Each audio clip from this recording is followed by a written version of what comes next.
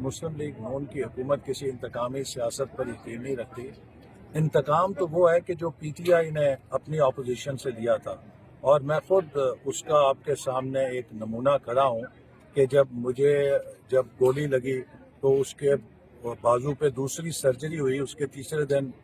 گرفتار کر لیا گیا، اس کے باوجود کہ ڈاکٹرز نے اور جج نے تحریری طور پہ احکامات دیے کہ مجھے فزیو تھراپی فراہم کی جائے جس سے میرا بازو سیدھا ہو سکتا تھا۔ اس حکومت نے 2.5 مہینے مجھے فزیو تھراپی نہیں فراہم کی، جس سے میرے مسلز دوبارہ سخت ہو گئے اور بازو اسی طرح ٹیڑھا ہے۔ اور اگر یہ جو ٹیڑھا بازو ہے میرا، یہ عمران خان صاحب کی اس انتقامی سیاست کی نشانی ہے۔ اسی طرح خواجہ آصف صاحب کو، رانا ثناء اللہ صاحب کو، شہباز شریف صاحب کو اور دیگر لوگوں کو جس طرح جیل میں رکھا گیا، ٹھنڈے فرشوں پہ سلایا گیا،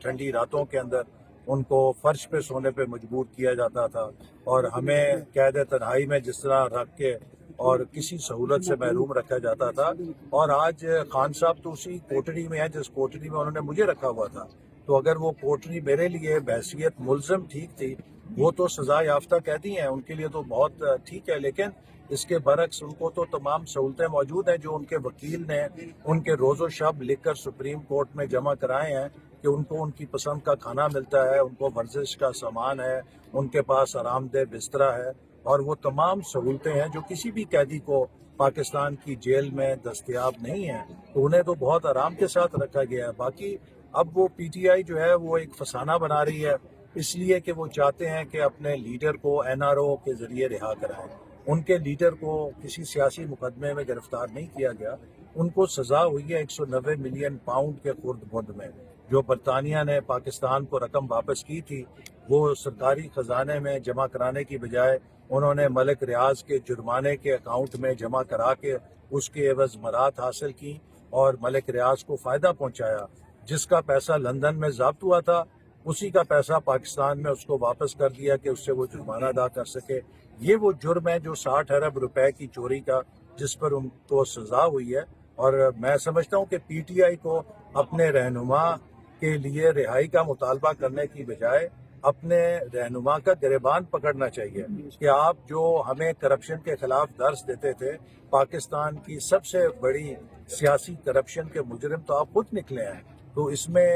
سروائے اس کے کہ وہ خان صاحب کی رہائی کرانا چاہتے ہیں این آر او کے ذریعے، اس کے علاوہ کوئی بات نہیں ہے۔ ان کی جو طبی یا میڈیکل کنڈیشن ہے، اس پر مستند جو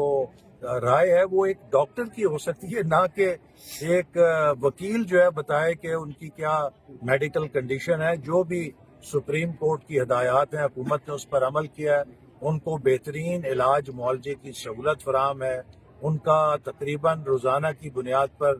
وہاں پر معائنہ بھی ہوتا ہے، وہ اپنی ورزش بھی کرتے ہیں، اپنے جو زندگی ہے وہ بہترین آسائشوں کے ساتھ جیل میں گزارتے ہیں۔ ہمیں تو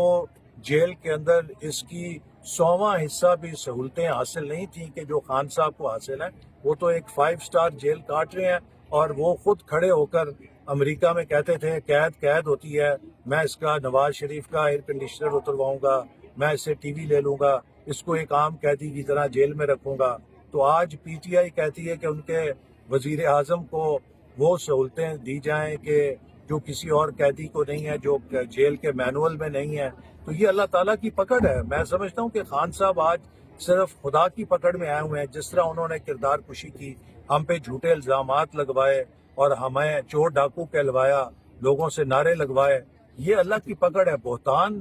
اسلام کے اندر ایک بہت بڑا گناہ ہے، اور جب آپ کسی پر کیچڑ اچھالتے ہیں اور لوگوں کی پگڑیاں اچھالتے ہیں اپنی سیاست کے لیے، اور آپ انتقام روا رکھتے ہیں لوگوں کے ساتھ، ان کو اذیت دیتے ہیں،